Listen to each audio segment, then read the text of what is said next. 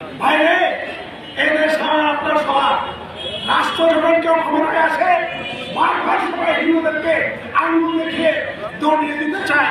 এটা আমরা হতে দেব না।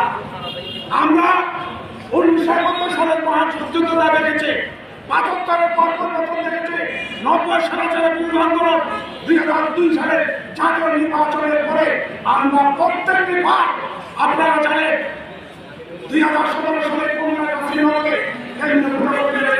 হামলা হয়েছে, কোরআন শরীফ মহামালান্তি। আমরা তাৎক্ষণিক বাংলাদেশ সরকারের মতো হিন্দু ওই সরকারের বিরুদ্ধে আমরা আন্দোলন করেছি।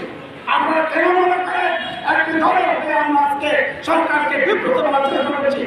আমার ভাই গুণ হয়েছে, আমার সাথে গুণ হয়েছে, আপনারা এক ভক্তি বলতে চান, কারণ এখানকার বাস্তবায়ন করার জন্য আমরা আন্দোলন করছি।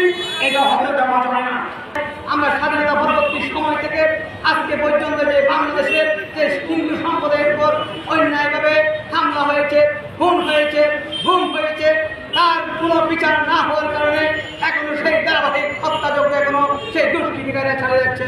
যদি সমাবেশ আমরা জানি, এখানে আমরা মানুষ হিসেবে একজন মানুষের হত্যার প্রতিবাদ করতে এসেছি। এখানে কোনো হত্যাকারীদের কোনো ধর্ম নেই, হত্যাকারীদের কোনো জাত নেই, হত্যাকারীদের কোনো দল নেই।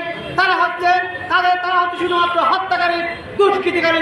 এই দুষ্কৃতিকারীদেরকে আমরা ঐক্যবদ্ধভাবে যদি প্রতিহত না করি, তাহলে আমাদের এখানে কেউ বসবাস করতে পারবো না, কেউ নিরাপদে ঘরে থাকতে পারবো না।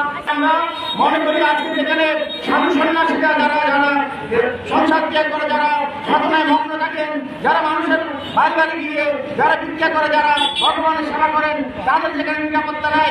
আর যারা আজকে এখানে